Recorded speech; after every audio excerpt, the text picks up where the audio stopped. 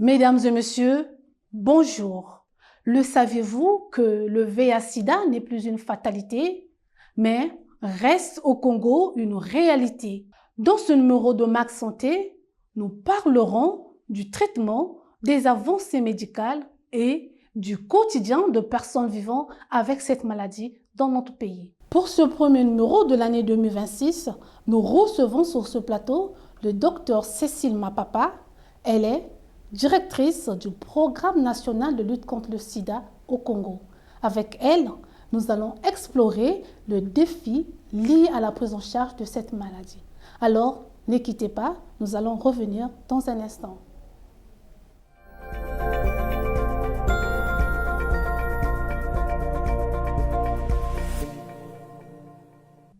Bonjour docteur, heureuse de vous recevoir sur ce plateau. Bonjour madame la journaliste.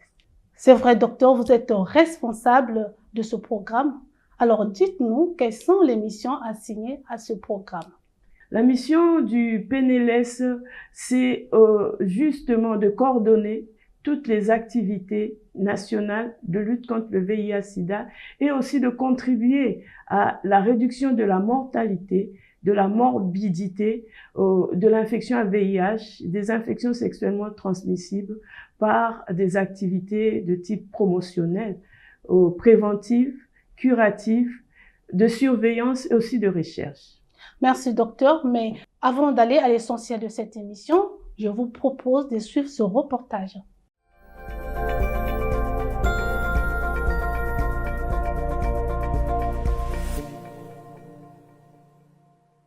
Vivre avec le VIH au quotidien, une réalité.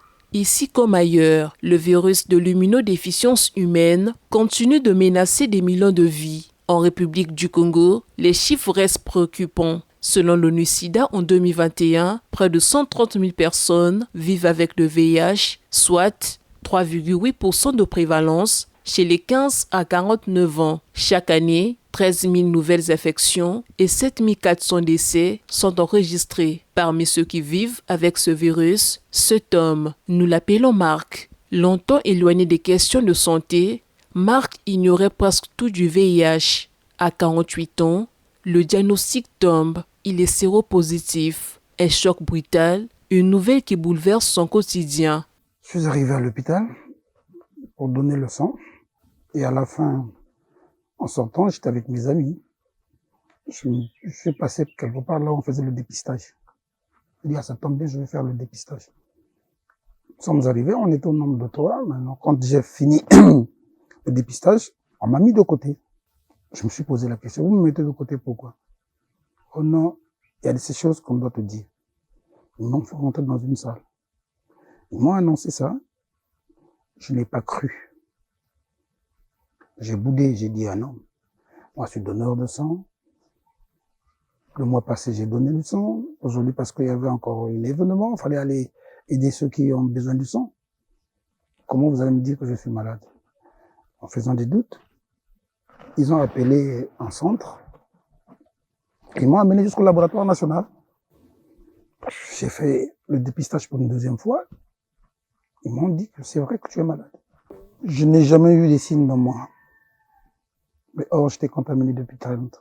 Il y a 3 ans, sa vie a basculé. Marc apprend qu'il a contacté le virus auprès de sa compagne, séropositive, depuis 2010. Un statut qu'elle avait choisi de garder secret depuis le début de leur relation. Informée à son tour du résultat de son conjoint, elle décide de partir, le laissant affronter la maladie et la solitude.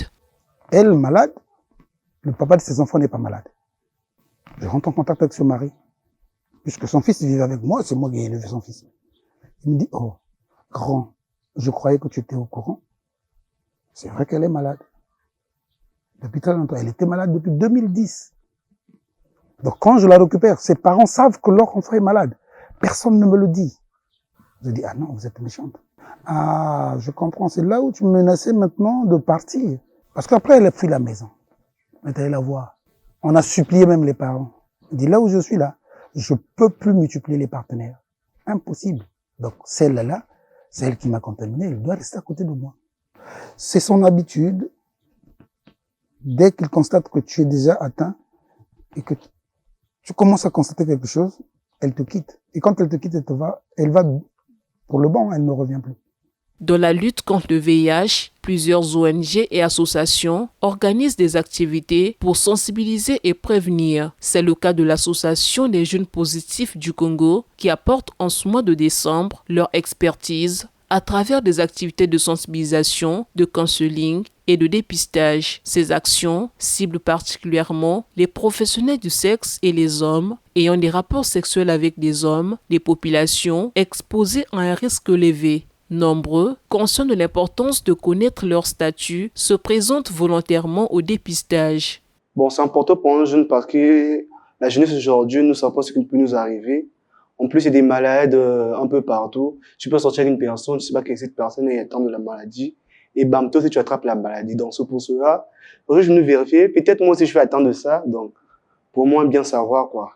La majorité des jeunes comme moi pensent que le VIH, avoir le VIH, c'est la fin du monde. Et même moi aussi, j'ai peur de ça, mais c'est quelque chose, c'est juste une maladie comme autre. L'importance de se faire dépister est de savoir son état sérologique, peu importe le résultat. Ça permet déjà que tu puisses savoir si tu es négatif ou positif. En seulement 3 jours, 50 personnes ont été dépistées. Parmi elles, 18 ont été diagnostiquées séropositives et immédiatement orientées vers les sites de prise en charge adaptés. On a commencé le 1er décembre, qui est une journée internationale du VIH. Et on a juste commencé d'abord avec les populations clés. Donc, il s'agit des HSH et des PS. Donc, HSH, hommes ayant des rapports sexuels avec des hommes et des professionnels de sexe qu'on appelle PS. Nous avons pu dépister 50 personnes ensemble des deux groupes, donc HSH et PS.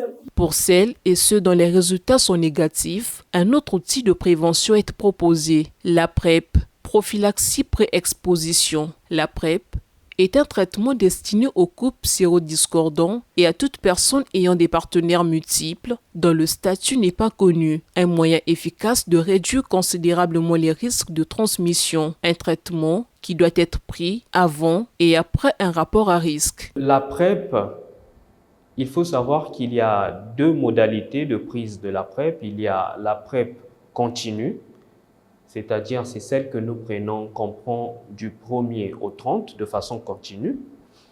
Et pour cette PrEP-là, le premier jour, quand le patient débute avec sa prophylaxie, il est appelé à prendre 2 comprimés le premier jour à une certaine heure, et les jours qui suivront, il va prendre un comprimé toujours à la même heure. Voilà, ça c'est pour la PrEP continue. Et pour la PrEP discontinue, elle est encore appelée la PrEP à la demande. Donc, le patient va prendre cette PrEP si et seulement si il envisage avoir un rapport sexuel à risque. S'il pense qu'il va être exposé au VIH, il prend 2 comprimés 2 heures avant le rapport sexuel. Ça, c'est le premier jour. Et le deuxième jour, il prend un comprimé à la même heure. Et le 3e jour, il prend également un comprimé à la même heure. Grâce à l'évolution de la médecine, aujourd'hui, plusieurs patients dans le monde vivent avec le VIH et meurent de vieillesse. Toutefois, malgré ces avancées considérables, le VIH reste l'une des principales causes de décès lorsqu'il n'est pas pris en charge. Au Congo, les efforts de lutte se heurtent encore à un manque de financement compromettant l'objectif ambitieux d'éradiquer l'épidémie d'ici 2030. Pourtant, chaque dépistage, chaque traitement, chaque geste de prévention est une vie sauvée. De retour sur ce plateau, alors docteur, après avoir suivi ce reportage, quel est votre commentaire? Le premier commentaire que je pourrais faire, c'est dire que nous sommes en 2026, mais nous avons les chiffres de 2025. Et en 2025, la prévalence est à 3,2. Ça a diminué. Et aussi, les nouvelles infections ont diminué aussi à 10 000 en 2025. Et puis, le nombre de personnes décédées, les décès a diminué aussi. On est à 6 000 en fin 2024. Alors, docteur, nous savons que le VIH se transmet généralement lors des rapports sexuels à risque. Alors, comment agit le virus une fois dans l'organisme? Merci pour votre question pertinente. Je voudrais commencer d'abord par expliquer le VIH. Le VIH, c'est le virus d'immunodéficience humaine. C'est un virus, lorsqu'il rentre dans l'organisme humain, il affaiblit le système immunitaire et notamment les CD4 qui jouent un rôle important dans la défense immunitaire. Et une personne peut être infectée par le VIH mais rester longtemps sans faire la maladie. C'est là où je viens la définition du sida. Le sida, c'est le syndrome d'immunodéficience acquise qui est le stade ultime, le stade terminal de l'infection à VIH. Et là, pendant ce stade, il y a vraiment un affaiblissement du système immunitaire. Il y a l'apparition justement des infections opportunistes ou même le cancer. Et puis aussi, il y a d'autres maladies qui apparaissent qui ne seraient pas apparues si la personne n'avait pas cette infection. Alors, docteur, on comprend qu'il y a une dissemblance entre le VIH et le sida. Il y a une différence entre le VIH et le sida. Souvent, on dit que la personne a le sida alors qu'il est simplement infecté par le virus de l'immunodéficience humaine. Alors, docteur, en absence du traitement, en combien de temps la maladie ou bien le VIH peut-il évoluer vers le stade sida? Oui, ici, il faut comprendre qu'il y a deux types de virus. Il y a le virus progresseur lent et il y a le virus progresseur rapide. Généralement, c'est en 8 à 10 ans qu'on peut évoluer vers le stade sida. Mais lorsque vous avez le progresseur rapide, cela peut évoluer rapidement vers le sida, 2 ans, 3 ans, même moins. Alors, docteur, est-ce que lorsque le VIH est détecté très tôt, est-il possible de contrôler ces virus et de réduire son impact dans l'organisme? Oui, nous recommandons même le dépistage précoce. C'est notre cri d'alarme et notre appel. Lorsque le virus est détecté très tôt, cela permet un traitement rapide, un traitement aux antirétroviraux, par les antirétroviraux. Et nous savons que les antirétroviraux bloquent la progression du VIH. Et en bloquant la progression du VIH, ça restaure l'immunité de la personne et la personne peut vivre normalement, peut vivre longtemps. Est-ce qu'en ce moment, on parlera d'une charge virale indétectable, c'est ça? Oui, lorsqu'une personne prend bien son traitement, lorsqu'on dit prend bien son traitement, il prend régulièrement son traitement comme le médecin l'a prescrit et n'oublie pas, il y a une bonne observance et cela aboutit à une charge virale indétectable. Ça veut dire que le virus diminue drastiquement dans le sang et les appareils que nous utilisons pour détecter le virus ne détectent plus le virus. Cela ne veut pas dire que le virus n'est plus dans le sang, mais le virus n'est plus détecté. C'est ce qu'on appelle la charge virale indétectable. Est-ce qu'une personne qui a une charge virale indétectable peut-il transmettre le virus à une autre personne? C'est une bonne question. C'est une très bonne question. La science a montré qu'une personne qui a une charge virale indétectable ne transmet pratiquement pas la maladie. C'est ce qu'on appelle le principe de I égale I, indétectable est égal intransmissible. C'est pour ça que nous préconisons une bonne prise en charge qui rend la personne indétectable au VIH. Docteur, on entend souvent que le traitement contre le VIH provoque des problèmes de santé sur le rein, le foie et d'autres organes du corps. Est-il vrai? Oui, vous savez que l'infection à VIH est une infection chronique. Ça devient une infection chronique parce que les personnes vivent longtemps. Et comme tous les médicaments, lorsqu'on le prend longtemps, ça provoque l'atteinte des os, l'ostéoporose. Ça peut aussi occasionner des maladies de reins, ça c'est vrai. Ça peut aussi occasionner des maladies du cœur, mais le bénéfice du traitement est mieux que de ne pas prendre le traitement. Et aussi, avec la science, l'évolution, on trouve des molécules qui vraiment minimisent ce risque de effets secondaires. Vous avez parlé de mécanismes qui peuvent réduire le fait de ce produit. Quels sont ces mécanismes? Je dis, il y a des molécules. Les molécules, oui. Des molécules qui sont de plus en plus trouvées, qui sont plus efficaces et qui ont moins des effets secondaires. C'est de ça que je voulais parler.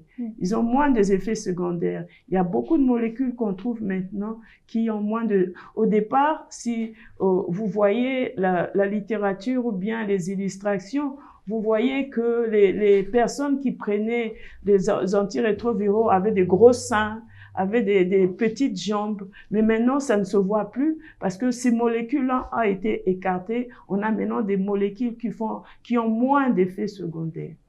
Alors docteur, c'est vrai aujourd'hui, une personne séropositive peut vivre, vieillir et mourir même avec le VIH-Sida, le VIH. Alors quels sont les défis médicaux, psychologiques et sociaux pour mieux vivre avec cette maladie?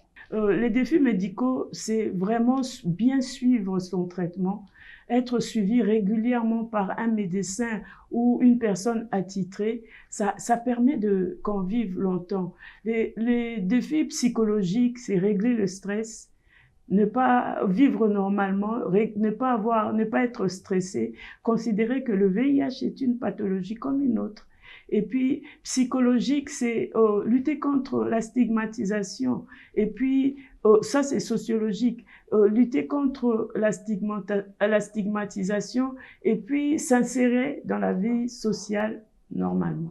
Est-ce qu'au sein de vos programmes, vous avez un psychologue qui suit ces personnes qui viennent à vous lorsqu'ils sont atteints du VIH? Oui, nous sommes Programme national de lutte contre le sida. Nous sommes une structure centrale, mais nous travaillons avec des formations sanitaires et des structures, des ONG, des associations. Et dans ces formations sanitaires et dans ces associations, il y a des psychologues qui peuvent aider à mieux vivre avec le VIH-Sida. Vous avez dit que vous travaillez avec les associations. Est-ce que vous mettez à la disposition des associations de produits ou bien des antirétroviraux pour distribuer à ces personnes? Est-ce qu'il y a un accompagnement financier ou bien comment? Oui, le Programme national de lutte contre le sida a vocation de former d'abord. Nous formons les agents de santé. Nous leur donnons des outils, nous dotons des outils que nous avons élaborés, les stratégies, les guides, on dote. Et après, on leur fournit aussi les antirétroviraux, les tests de dépistage, parce que ce n'est pas nous, au niveau central, qui dépistons ou qui traitons, mais c'est au niveau périphérique ou intermédiaire, dans les formations sanitaires, dans les CSI, dans les hôpitaux. C'est là-bas où on traite. Et nous, on leur donne de quoi traiter, de quoi prendre en charge, de quoi accompagner ces malades. Et ces molécules, c'est à vie. On dit que les antirétroviraux, c'est à vie. Et c'est à prendre chaque jour. Donc, c'est au quotidien qu'on doit prendre ces produits. Est-ce qu'il y a... L'alimentation compte également quand on prend des produits contre le VIH? Oui, c'est une alimentation saine, comme toute autre personne. Il faut s'alimenter normalement. Et il faut vaquer à ses occupations normalement. Est-ce qu'il y a des défis ou des interdits quand une personne est sous traitement des antirétroviraux? Il n'y a pas d'interdit. Les interdits, c'est quand vous avez d'autres pathologies qui apparaissent. Par exemple, le diabète, vous ne prendrez pas le sucre comme vous le pensez. Mais lorsque vous prenez votre traitement antirétroviral, vous n'avez pas d'interdit. Vous mangez normalement.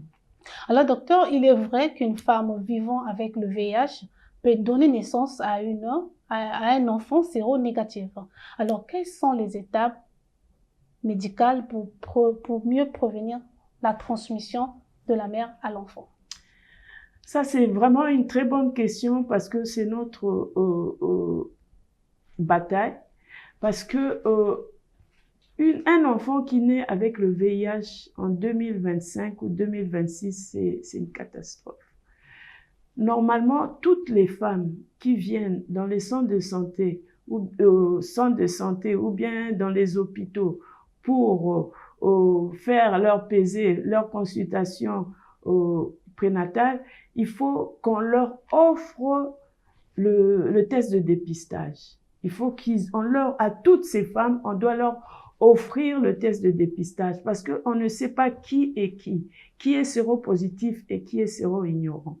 Donc, après avoir fait ce test, si la femme est séropositive, elle doit se mettre sous traitement. Ou bien, si elle était déjà sous traitement, elle doit bien prendre son traitement pour que la charge virale soit indétectable.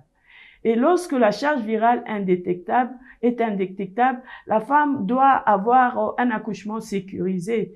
Et lorsqu'elle accouche, l'enfant qui naît, on doit lui donner des médicaments pour la prévention du VIH. Donc, la prévention se fait au niveau de la mère. Avant l'accouchement, il faut que la mère prenne bien son traitement, ou bien si on vient de découvrir, il faut qu'on la mette sous traitement. Pendant l'accouchement doit se faire d'une manière sécurisée. Et lorsque l'enfant naît, juste à l'accouchement, on doit donner à cet enfant des médicaments afin que cet enfant ne soit pas contaminé. Mais ça ne s'arrête pas là. Il faut un suivi après de la mère à l'enfant. Ce suivi doit se faire jusqu'à l'âge de 18 mois pour l'enfant. À 18 mois, d'abord avant, il y a des tests qu'il faut faire, les tests de PCR à 6 semaines, à 9 mois, pour vérifier si cet enfant qui est né n'est pas infecté. Si l'enfant n'est pas infecté, on fait le dernier test à 18 mois. Et si à 18 mois, le test sérologique est négatif, on considère que cet enfant est séronégatif. Mais si par malheur, cet enfant est séropositif, tout de suite après, il faut le mettre sous traitement. Mais lorsque vraiment la prévention de la transmission du VIH de la mère à l'enfant est correctement faite, l'enfant naît séronégatif. Et ça, vraiment, c'est une avancée qu'on a eue au niveau de la prise en charge du VIH. Est-ce que vous avez parlé de PTB, c'est ça, si je ne me trompe pas? Est-ce qu'au niveau des districts sanitaires, elle est gratuite? Oui, au niveau des structures sanitaires, la PTME est gratuite. En ce moment, nous avons 300 centres de formation sanitaire qui font la PTME, toute la PTME. Je ne dis pas seulement le dépistage, mais ils font le dépistage, la prise en charge de la femme et de l'enfant. Et nous avons vocation, notre défi, c'est aller encore plus, arriver même à 600 formations sanitaires qui sont les formations sanitaires de notre pays. Et pour cela, nous sommes en train de former, nous sommes en train d'outiller et nous donnons les médicaments. Les médicaments sont gratuits. Alors, docteur, aujourd'hui, avec les avancées scientifiques, des traitements injectables existent. Alors, qu'en est-il de leur disponibilité et utilisation dans notre pays? Oui, dans la lutte contre le VIH-Sida, il y a vraiment des avancées qui se font, beaucoup d'avancées qui se font. Et c'est vrai qu'on n'a pas encore le vaccin, mais en attendant les vaccins, nous avons les molécules injectables. Les molécules injectables sont des molécules qu'on peut administrer à une personne au moins 2 fois par année ou même un peu plus. Et ça permet de protéger la personne qui est infectée. Ce sont des molécules à longue durée d'action. Est-ce que c'est gratuit ou bien c'est payant? Ces molécules, pour vous dire, l'Enacapavir, qui est la dernière trouvaille dans le monde, a été présenté en 2024, si je ne me trompe pas, et ça coûte très cher, ça coûtait très cher. Mais en 2025, l'OMS a baissé les prix, et nous, c'est notre bataille ici au Congo avec nos partenaires d'acquérir ces molécules qui vont alléger la vie de beaucoup de personnes vivant avec le VIH. Docteur, dans le cadre de la prévention, on parle souvent de 3 mesures barrières. Il y a l'abstinence, il y a la fidélité et la et le préservatif. Alors, pensez-vous jusqu'à aujourd'hui, le préservatif reste l'unique moyen et le moyen le plus sûr pour se protéger contre le VIH? C'est pas l'unique moyen, c'est le moyen le plus efficace et le plus accessible. Le plus accessible. C'est vrai que l'abstinence est recommandée, la fidélité aussi pour des personnes séronégatives. La fidélité est recommandée, mais le préservatif est le moyen efficace, si on peut dire, c'est efficace et accessible. Mais ce n'est pas seulement les 3 moyens pour la prévention. Maintenant, on parle de la prévention combinée. La prévention combinée, il y a le préservatif. On a dit, le préservatif est sûr, mais à condition de bien l'utiliser et à chaque rapport sexuel. Parce que si on utilise mal, on peut avoir des accidents, des ruptures de préservatif, aussi quand le préservatif n'est pas de bonne qualité. Il y a aussi justement la prévention, la PrEP. On va la revenir prévention. sur ça. Oui, on va revenir, mais je vous montre les différents types de prévention. Il y a la PrEP, on va revenir. Il y a la PEP, qui est la prévention post-exposition. Il y a aussi les médicaments qui servent de prévention. Je vous ai parlé de la PTME, c'est les médicaments qui servent de prévention. Mais aussi, il y a la sensibilisation et puis les méthodes comportementales. Tout cela, ça fait partie de la prévention combinée. Docteur, vous avez parlé tout à l'heure de la qualité des préservatifs. Alors, actuellement, on parle de préservatifs mentholés. Est-ce que le programme met ce préservatif à la disposition des associations ou bien il garde pour lui? Et là également, il faut voir la qualité du préservatif. Est-ce que cela également joue un rôle dans la prévention contre le VIH? La politique du programme, ce n'est pas fournir le préservatif à tout vent. Nous, on donne la première dotation et on incite les personnes à aller acheter le préservatif. Par exemple, on peut vous donner la première dotation et en vous sensibilisant, en vous disant que le préservatif, c'est un moyen efficace. Mais après, le programme ne peut pas continuellement vous procurer ces préservatifs. C'est vrai, il y a différents types de préservatifs. Il y a des préservatifs qui ne sont pas aromatisés. Il y a des préservatifs qui sont aromatisés, qui sont au niveau des pharmacies, au niveau de la place. Le programme, c'est vrai, le programme achète une petite quantité de préservatifs aromatisés, mais c'est pour les populations clés. Mais on incite ces personnes à eux-mêmes acheter, les préservatifs par la suite. Vous avez parlé que la population doit acheter eux-mêmes les préservatifs, alors qu'on sait que le préservatif, c'est l'un des moyens de prévention contre le VIH. Alors, au niveau de pharmacie, les préservatifs coûtent actuellement, soi-disant, cher. Alors, vous, au niveau du programme national de lutte contre le VIH, vous ne devez pas mener des plaidoyers pour faire en sorte que les préservatifs soient moins coûteux pour permettre à ce que tout Congolais ou Congolais lambda puissent en acheter pour barrer la route au VIH. Oui, merci madame. On travaille avec des ONG comme l'ACBF qui font le marketing social du préservatif.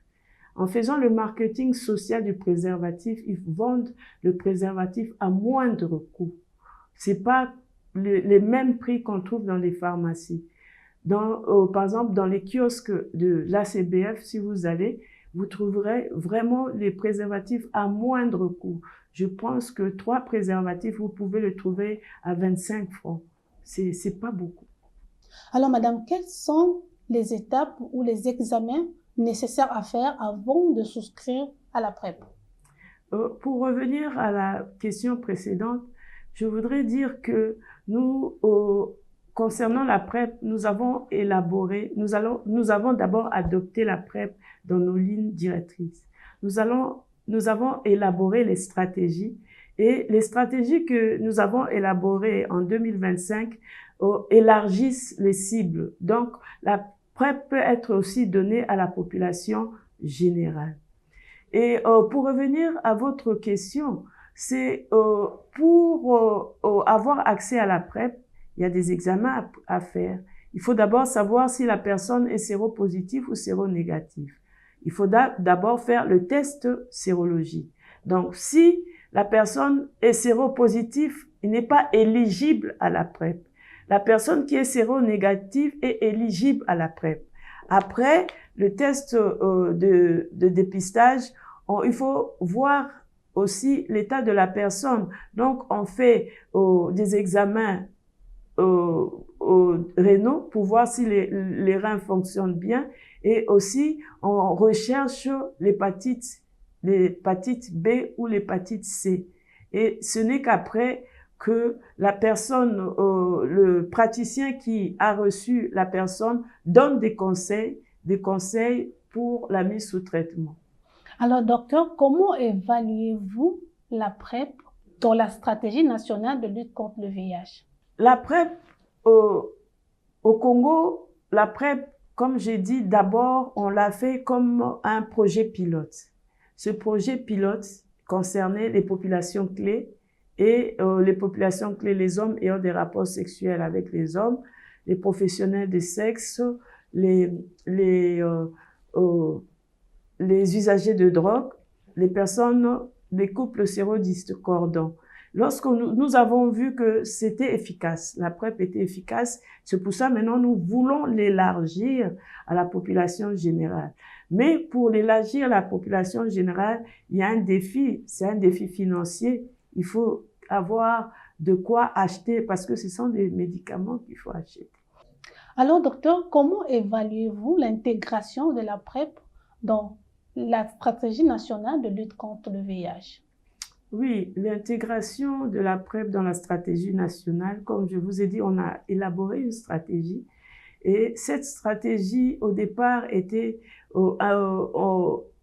réservée. On avait commencé à mettre ça sous forme de projet limité aux personnes à risque, aux populations clés, les hommes ayant des rapports sexuels avec les hommes, les professionnels de sexe, les usagers de drogue et les couples sérodiscordants.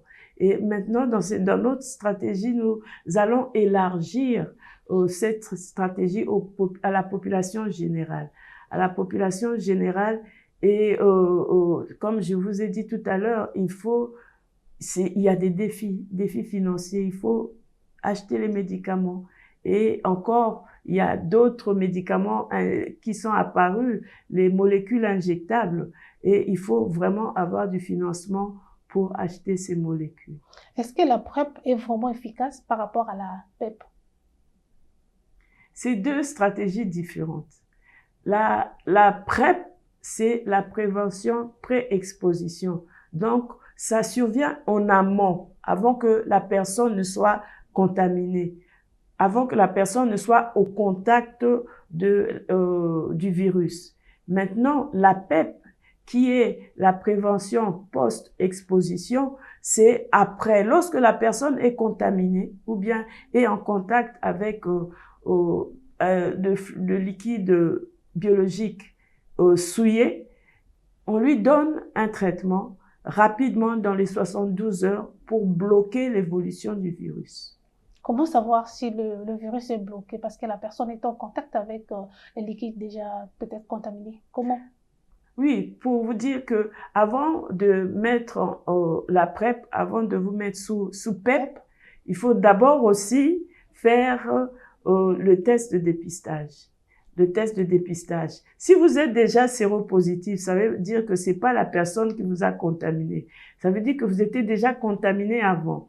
Maintenant, si vous êtes séronégatif, vous prenez ce médicament et après 1 mois de traitement, on réévalue. On vous fait un nouveau test. Et si ce test est négatif, ça veut dire que la PEP a marché.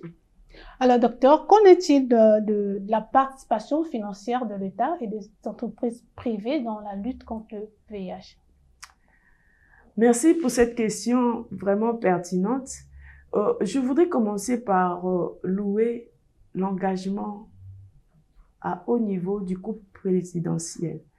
Parce que le couple présidentiel a beaucoup fait dans la lutte contre le VIH-Sida. La preuve, c'est le décret présidentiel qui prône la gratuité des antirétroviraux et du bilan biologique. Ça ne se fait pas dans tous les pays. Il y a certains pays où on paye les antirétroviraux. Donc ça, c'est déjà louable.